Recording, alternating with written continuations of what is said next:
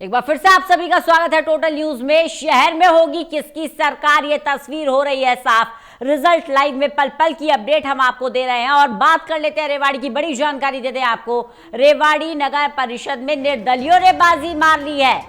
खेला खेला है निर्दलियों ने और 18 वार्डों को रुझानों में अगर हम देखेंगे तो 12 पर निर्दलियों की जीत है। 18 वार्ड के रुझानों की बात करें तो 18 में से 12 वार्ड ऐसे हैं जहां निर्दलीय प्रत्याशियों की जीत है। बीजेपी ने 5 वार्डों में बाजी मारी है, वहीं कांग्रेस के हाथ में सिर्फ एक ही वार्ड आया है। तो रेवाड़ी में निर्दलियों ने बाजी मार ली है।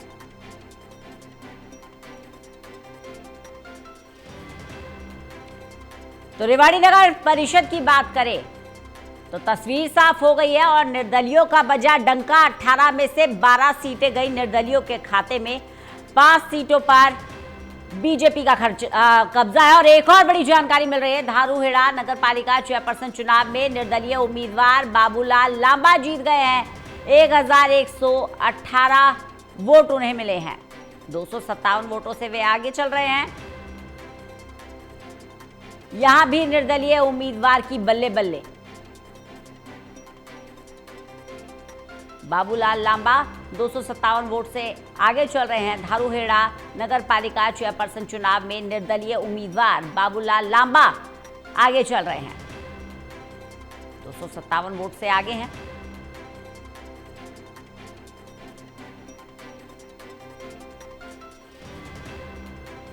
ये पद भी निर्दलीय के हाथ में जाता हुआ।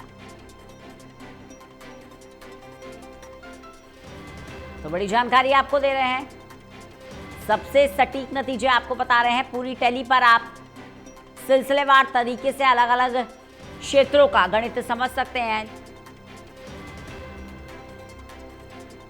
जैसे उकलाना की बात कर लीजिए। वार्ड नंबर 13 में राजेश कुमार जीते हैं। वार्ड नंबर 15 में सुनीता देवी जीती हैं। तो वार्ड नंबर 16 में राजेश कुमार जीते हैं। श्याम बाटला हमारे साथ हमारे सहयोगी जुड़ गए हैं ज्यादा जानकारी के साथ।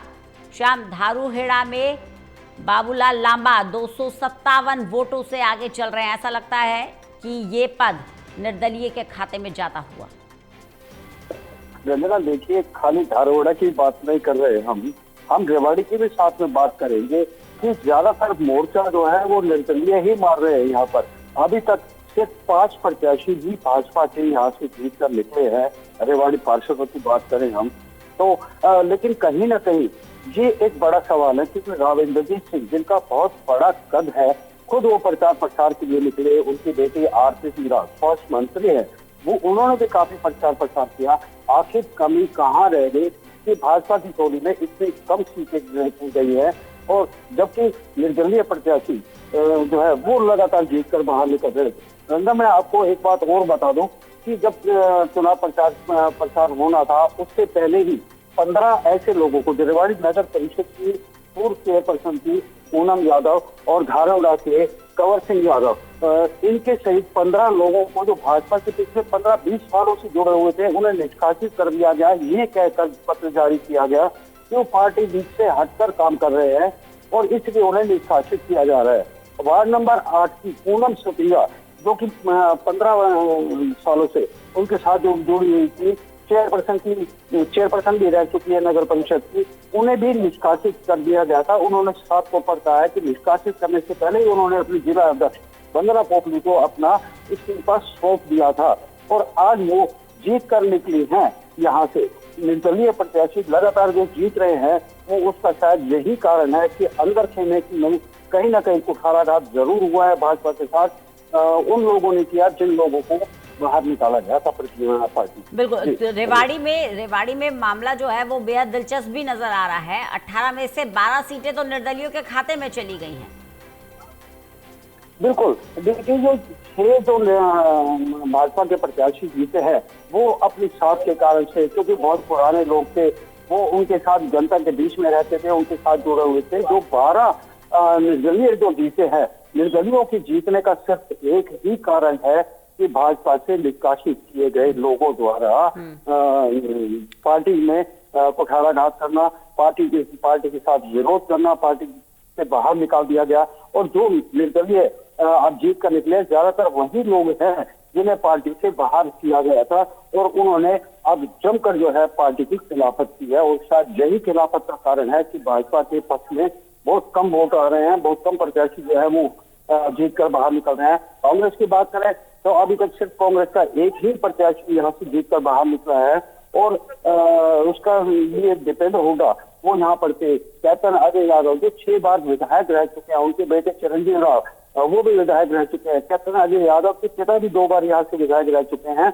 उनके सपोर्ट के बावजूद, दीपेंद्र हुड्डा की सपोर्ट के बावजूद, कांग्रेस के दिग्गज नेताओं के सपोर्ट के बावजूद सिर्फ एक ही प्रत्याशी का बाहर निकलना भी अचंभेदार है। जी बिल्कुल। और कहीं ना कहीं कांग्रेस के लिए चिंता की भी बात है श्याम, क्योंकि निर्दलीय बाजी मार रहे हैं, और जो मुकाबला हम बीजेपी वर्सेस कांग्रेस देख रहे थे वो तो बीजेपी वर्सेस निर्दलीय होता हुआ नजर आया है रेवाड़ी में।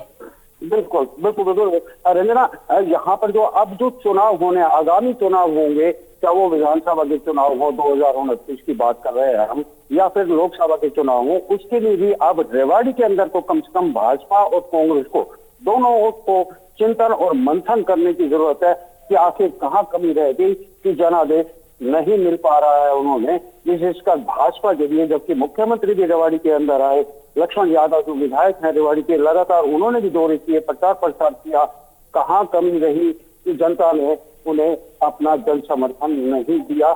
ये इस पर चिंतन जरूर करना होगा भाजपा और कांग्रेस को। बिल्कुल। तो कुल मिलाकर यहाँ पर चिंतन मंथन की जरूरत है कांग्रेस को, और साथ ही साथ जो निर्दलीय उम्मीदवार जो चुनौती दे रहे हैं, ये एक बड़ी सीख भी है कि जनता जिसको चुनती है, विशेष रूप से शहर के चुनाव में, निकाय के चुनाव में, वो उसी प्रत्याशी पर भरोसा जताती है जो जनता के बीच में रहता है। यहाँ बड़े चेहरे जो उतर के चुनाव प्रचार कर रहे थे, उनका बहुत ज़्यादा प्रभाव पड़ा नहीं, और ये हमने रेवाड़ी में भी देखा जहाँ पर तमाम स्टार प्रचारक पहुँच रहे थे कांग्रेस के, और विशेष रूप से उकलाना में भी देखा जहाँ निर्दलीय उम्मीदवार ने जीत हासिल की है, जबकि निकिता गोयल जो कि एक प्रभावशाली चेहरा माना जा रहा था वो पीछे रह गई। रंजना, कहते हैं कि परिवर्तन प्रकृति का नियम है, और रात के बाद सुबह जरूर हो, क्योंकि शायद ये परिवर्तन अब जनता ने किया, क्योंकि रेवाड़ी नगर परिषद जो है वो हमेशा सुर्खियों में रही है, भ्रष्टाचार के आरोप लगते रहे हैं, और अब चुनाव प्रचार प्रसार के दौरान भी कांग्रेस ने जमकर जो है वो मुद्दा बनाया रेवाड़ी में भ्रष्टाचार को लेकर कि कोई भी चेयरपर्सन आई हो यहाँ पर, या उससे पहले रहे हो, अधिकारी हो, पदाधिकारी हो, कर्मचारी हो, सभी जो है वो भ्रष्टाचार में सम्मिलित रहे। यहाँ के ईओ, एक्सएल, सीएम रेड के अंदर पकड़े जा चुके हैं, रंगे हाथ पकड़े जा चुके हैं। लगातार उनकी शिकायतें आ रही थी, जनता के काम नहीं हो रहे थे, जैसे कि बेसहारा पशुओं का मुद्दा हो, या टूटी सड़कों का मुद्दा हो, गंदे पानी की निकासी का मामला हो, पेयजल की समस्या हो। ये छोटे छोटे मुद्दे अगर नगर परिषद ने समय के ऊपर सुलझाए होते तो शायद आज ये नतीजे कुछ और ही बयां करते। अब जो तस्वीरें सामने आ रही हैं वो कहीं न कहीं निर्दलियों के पक्ष में आ रही हैं। जनता ने उनको ऊपर विश्वास जताया है। अब जो विश्वास जताया है, जो निर्दलीय जीत कर जाएंगे, देखना होगा, क्योंकि प्रदेश में और केंद्र के अंदर दोनों जगह भाजपा की सरकार है। ऐसे में निर्दलियों के लिए काम करना भी एक बड़ी चुनौती होगी। जी बने रहिएगा शाम, लगातार चर्चा करते रहेंगे। वीरेंद्र सोनी साहब भी हमारे साथ जुड़े हुए हैं, वरिष्ठ पत्रकार हैं। वीरेंद्र सोनी साहब, निकाय चुनाव में भी कांग्रेस के लिए ये चिंता का विषय है कि निर्दलीय अच्छा परफॉर्म कर रहे हैं और कांग्रेस पीछे रह रही है। देखिए, कांग्रेस के लिए चिंता का विषय तो पहले से लग ही रहा था, क्योंकि कांग्रेस के पास कुछ था ही नहीं खोने के लिए। तो ये जो स्थिति बनी है कि उकलाना के अंदर कांग्रेस के लिए राहत की बात है, उसके समर्थित जो रीमा सोनी थी वो जीत गई, भारतीय जनता पार्टी को हरा दिया। तो ये कांग्रेस के लिए उत्साहवर्धक है। लेकिन सांपला में जो है कांग्रेस का प्रत्याशी हार गया, तो वहां भारतीय जनता पार्टी के जो प्रवीण कोच है वो नगर पालिका के अध्यक्ष बन गए। वो हालांकि पहले भूपेंद्र सिंह हुड्डा के साथ थे। तो भूपेंद्र सिंह हुड्डा के गढ़ में भारतीय जनता पार्टी की एंट्री सुखद है। उकलाना के अंदर जो है वो भारतीय जनता पार्टी की हार वो कांग्रेस के लिए सुखद है। लेकिन अब जो निर्दलीय जीत रहे हैं, चाहे रेवाड़ी हो चाहे उकलाना हो, तो देर सवेर जाना तो उनको भारतीय जनता पार्टी में पड़ेगा। उन्होंने अपने इलाके में विकास कराना है, तो अपने लिए भी, अपने भविष्य के लिए भी, अपने इलाके के भविष्य के लिए, वहां विकास के लिए। क्योंकि अगर कांग्रेस के साथ रहकर विपक्ष के रूप में तो उनको सौतेला व्यवहार ही झेलना पड़ेगा। तो अगर उनको अपने इलाके का विकास कराना है तो भारतीय जनता पार्टी की मदद लेनी पड़ेगी, क्योंकि सरकार भारतीय जनता पार्टी की है।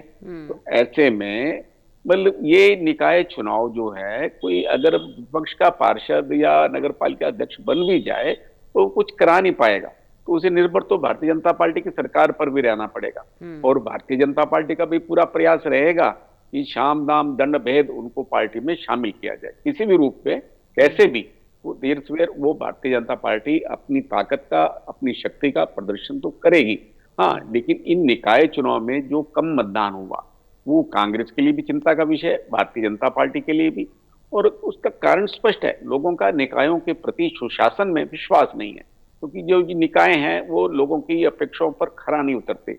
वो भ्रष्टाचार जो वहां के मुद्दे हैं उनको हल करने के लिए, चाहे पार्षद हो, चाहे नगर निगम के मेयर हो, चाहे नगर परिषद के अध्यक्ष हो, नगर पालिका के अध्यक्ष हो, एक तो उनके अधिकार सीमित हैं, और सीमित अधिकारों में वो जनता की अपेक्षाओं पर खरा नहीं उतरते। जो अफसरशाही हावी रहते हैं, या वहां के जो विधायक हैं वो ही चलाते हैं, चाहे नगर निगम हो, नगर पालिका, नगर परिषद, विधायक ही चलाते हैं सत्तारूढ़ दल के।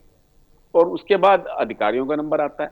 तो ऐसे में जिसके पास वास्तविक शक्ति होनी चाहिए उसके पास तो कुछ होता नहीं है, वो काम करा नहीं सकता। लोग उसके पास जाते हैं, वो अपनी लाचारी प्रदर्शित करता है। तो ऐसे में एक जनता में विश्वास बनता है कि इनके हाथ में कोई पावर ही नहीं है, तो ये क्या काम करा पाएंगे। भ्रष्टाचार तो बढ़ ही रहा है, निकायों में जितना भ्रष्टाचार है इससे पहले कभी नहीं रहा। भारतीय जनता पार्टी लाख दावे करे लेकिन निकायों में भ्रष्टाचार पर अंकुश नहीं लगा पाई। केंद्रीय मंत्री कृष्णपाल गुर्जर की भी पीड़ा कल झलकी है, और विधायकों की भी पीड़ा झलकती है। तो ऐसे में एक बात बड़ी स्पष्ट है कि इसका अभी सरकार के आगे चुनाव में तो 3.5 वर्ष का पड़ा है, विधानसभा चुनाव में तो 3.5 वर्ष का समय पड़ा है। तो ऐसे में कोई अभी किसी के लिए कोई चिंता का विषय है नहीं, संभालने के लिए दोनों के पास। साहब बने रहिएगा, एक रिजल्ट ब्रेकिंग देते हैं आपको। सापला नगर पालिका चुनाव में बीजेपी की जीत दर्ज हुई है, बड़ी जानकारी देते हैं आपको। प्रवीण कोच जीत गए हैं। सापला नगर पालिका चुनाव में भारतीय जनता पार्टी की जीत हुई है। प्रवीण कोच 687 वोट से जीत गए हैं। वीरेंद्र सोनी साहब भी हमारे साथ लगातार बने हुए हैं। वीरेंद्र सोनी साहब, सापला को तो भूपेंद्र सिंह हुड्डा का गढ़ कहा जाता है, गढ़ी, सापला, किलो, ये तीनों ही जो क्षेत्र हैं ये भूपेंद्र सिंह हुड्डा के प्रभाव वाले क्षेत्र हैं। यहाँ भी बीजेपी को जीत हासिल हुई है। देखिए, जो स्थानीय निकाय चुनाव होते हैं ये भाईचारे का चुनाव होता है, भूपेंद्र सिंह हुड्डा कहते रहे। तो इसके अंदर भाईचारा, राजनीतिक विचारधारा की तो भूमिका होती नहीं है। हाँ, प्रवीण कोच है, भूपेंद्र सिंह हुड्डा के समर्थक थे, लेकिन अब वो भारतीय जनता पार्टी ने उनको टिकट दिया, तो वो उनका जनाधार है, उनका व्यक्तिगत जनाधार है। तो भारतीय जनता पार्टी ने इस बात को बखूबी समझा। और जहां भारतीय जनता पार्टी खुद में बने रहिएगा वीरेंद्र सोनी साहब, लगातार चर्चा करते रहेंगे। सुरेंद्र सिंह भी हमारे साथ, हमारे सहयोगी जुड़ गए हैं। सुरेंद्र, रोहतक के अंदर सापला में बीजेपी को जीत हासिल हुई है, विस्तार से जानकारी चाहेंगे, अपडेट क्या है? देखिए, रोहतक सापला नगर पालिका में सुरेंद्र, मेरी आवाज मिल रही है आपको? जी, मैं जो सापला नगर पालिका है उसमें बीजेपी के जो प्रत्याशी रहे हैं प्रवीण और ये वहाँ पर कुल 15,000 वोट है जो पोल हुए थे, 12,500 के पोल हुए थे। जो सबसे ज्यादा जो मतदान केंद्र था आपका साइड आता है, लेकिन तो लगता संपर्क हमारा नहीं हो पा रहा है। एक बार फिर से संपर्क साधने की कोशिश करेंगे। और बड़ी जानकारी मिल रही है पंचकुला से, मेयर प्रत्याशी श्यामलाल बंसल आगे चल रहे हैं, कांग्रेस प्रत्याशी सुधा भारद्वाज पीछे चल रही हैं, बीजेपी प्रत्याशी 8,934 वोट से आगे चल रहे हैं। पंचकुला मेयर चुनाव में बीजेपी को बढ़त, बड़ी जानकारी दे दें आपको।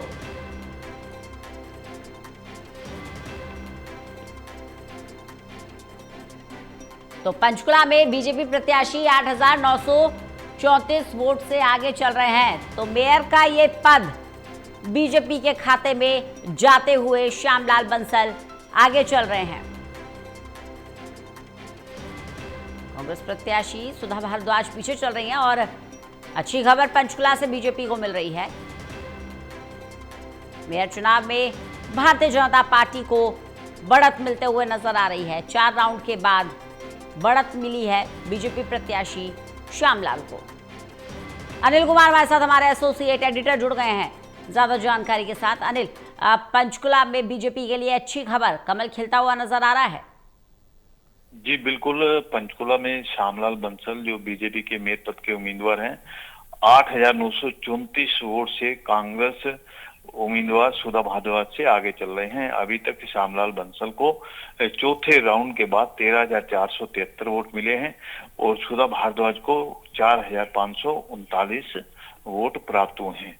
अगर इसी तरह सोनीपत की बात कर ली जाए तो सोनीपत में 7 राउंड हो चुके हैं और 7 राउंड में जो बीजेपी उम्मीदवार है राजीव जैन, वो 15,232 वोटों से आगे चल रहा है कांग्रेस उम्मीदवार कमल दीवान से। राजीव जैन को 43,391 वोट प्राप्त हुए हैं और कमल दीवान को 28,159 वोट प्राप्त हुए हैं। बिल्कुल जी, अगर अंबाला की बात कर ली जाए तो अंबाला में अक्षता सैनी बीजेपी की उम्मीदवार है, वो आगे चल रही है और उसको तीसरे राउंड के बाद 2,980 वोट से आगे है। अक्षता सैनी को 17,600 वोट प्राप्त हुए हैं और सोनिया चौधरी जो इंडिपेंडेंट उम्मीदवार है, उसको 14,620 मत प्राप्त हुए हैं अभी तक।